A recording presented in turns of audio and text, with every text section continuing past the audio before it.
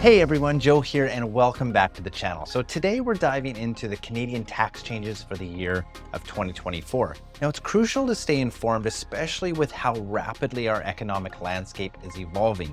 In this video, we're going to cover some of the most significant tax changes for 2024 that you as a Canadian taxpayer should be aware of. We'll discuss updates to the RSP and TFSA contribution limits, changes in the CPP contribution rates, and introduce the latest on the First Home Savings Account, or FHSA. Plus, we'll look at examples of personal tax amounts owed in 2024 compared to 2023. So all that and nothing else coming right up.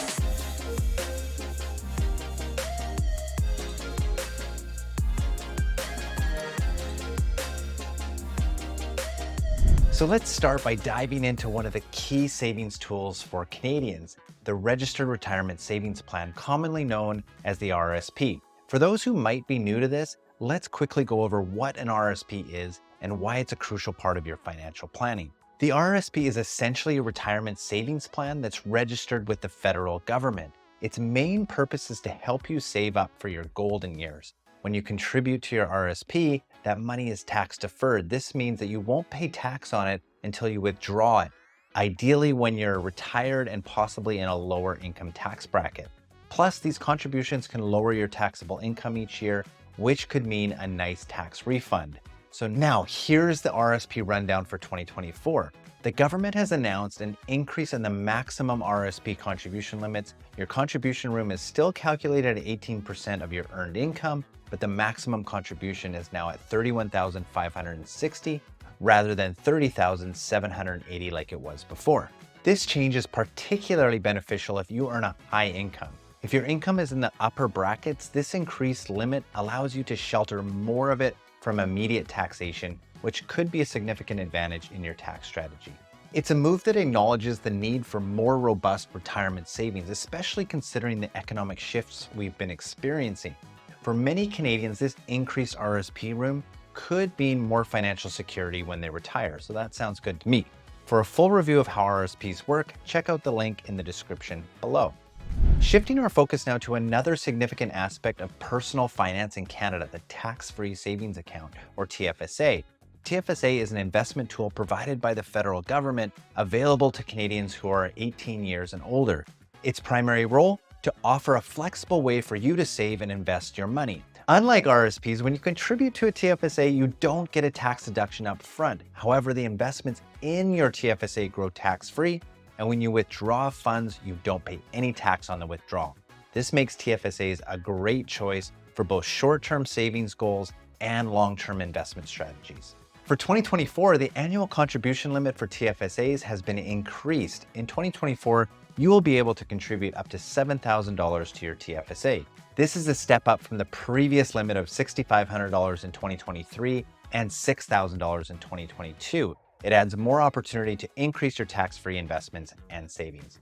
For those of you who were 18 years and older in 2009, when the TFSA was introduced, you will then have a total maximum lifetime contribution limit of $95,000 as of 2024. And if you've recently become a resident of Canada and have a valid social insurance number or SIN number, you're eligible to open a TFSA. This is a great opportunity for new residents to start saving and investing in a tax-efficient way right from the start of their Canadian journey. If you became a Canadian resident recently, your TFSA contribution room begins to accumulate from the year you establish residency. For example, if you moved to Canada in 2023, in 2024, your contribution room will include both the limit from 2023 and the new limit for 2024. This cumulative feature of the TFSA contribution room can be a great asset in building your financial foundation in Canada. If this is your first time on Avalon's channel, please consider subscribing. We're aiming to help as many Canadians as possible, and the more subscribers we have, it gets us closer to that goal. Next up, the First Home Savings Account, commonly referred to as the FHSA. This account has recently been introduced to assist you in saving for your first home purchase. The fundamental purpose of the FHSA is to provide a tax-advantaged way for Canadians to save for their initial foray into home ownership. Contributions made to an FHSA are tax deductible, similar to an RRSP, which means these contributions can reduce your taxable income. And just like the TFSA, the investment growth within the FHSA is tax-free. When the time comes to purchase your first home, these funds can be withdrawn tax-free, provided they are used for this specific purpose. For the year 2024, the FHSA has specific contribution limits. The lifetime contribution cap is set at $40,000 with an annual contribution limit of $8,000. This structure allows for a decent amount to be accumulated over time, helping Canadians to gather a down payment for a home. Eligibility for opening an FHSA is straightforward. You must be a resident of Canada, at least 18 years of age, and a first-time homebuyer. Now, the term first-time homebuyer in this context includes those who have not lived in a home they owned during the previous 5 years. This extends the benefit of the FHSA to a broader group, including those who may have previously owned a home but have not been homeowners recently. Check out our full video on the FHSA linked below. Next up is the Canada Pension Plan, or CPP. Now, CPP is a fundamental part of Canada's social safety net, designed to provide you with financial support for your retirement years.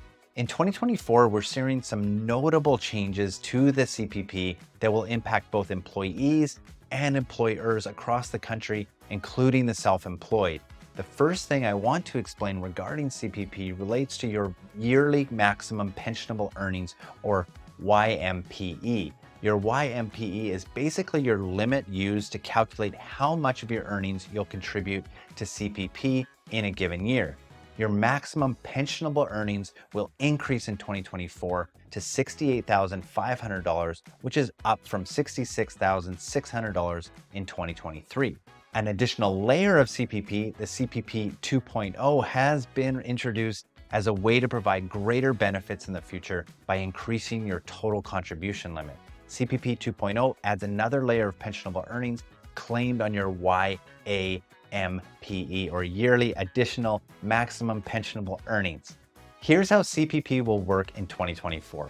If you earn up to the YMPE threshold of $68,500, you'll pay $3,867.50 in CPP contributions as an employee. If you earn more than $68,500, you'll move into the YAMPE threshold and will pay an additional 4% on earnings up to $73,500 for a maximum CPP contribution of $4,055.50. For employers, the increased rate requires them to match the higher contributions for their employees, impacting payroll costs. Self-employed individuals will feel a more pronounced effect as they are responsible for covering both the employee and employer portions of the CPP contributions. With the 2024 rate increase, self-employed individuals will need to allocate a higher percentage of their income to CPP contributions, up to a maximum cost of just over $8,100. A perhaps more welcome change for 2024 relates to personal income tax brackets designed to account for inflation and economic shifts. The tax rates themselves remain unchanged, however, the income thresholds for each bracket have been increased. This means that more of your income will be taxed at lower rates compared to previous years, potentially reducing your overall tax burden. For instance, the lowest tax bracket, which is taxed at 15%, now applies to income up to $55,867 compared to $53,359 in previous years. Similar adjustments have made to subsequent brackets. These changes are beneficial as they allow Canadians to retain a larger portion of their income before moving into a higher tax bracket. The basic personal amount is a non-refundable tax credit that every Canadian taxpayer can claim. It represents a portion of income that is not subject to federal income tax. The BPA ensures that individuals with low income do not pay federal income tax on a minimum amount of earnings. In 2024, the BPA will increase to $15,705 compared to $15,000 in 2023. The increased BPA means that a greater portion of an individual's income falls into the tax-free range, which can be particularly beneficial for those in lower income tax brackets. What do the tax bracket changes and basic personal amount increase mean for you? Let's look at a few examples. If you live in British Columbia and earn $65,000, your total taxes in 2023 would have been $10,143. earning the same amount in 2024 means you would only pay $9,790 in tax. This shows a decrease of about $350 in taxes in 2024 compared to 2023. For those in higher tax brackets, the change is a little bit more pronounced. BC employees earning $120,000 in 2023 would pay $27,375 in tax, whereas the same income in 2024 would mean $26,462 in taxes, which is a decrease of about $900.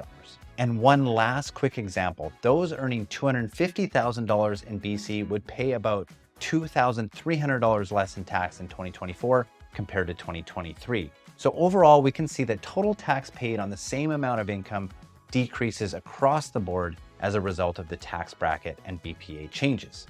The Lifetime Capital Gains Exemption, LCGE, is a significant tax relief provision for Canadian business owners, particularly those who own incorporated businesses.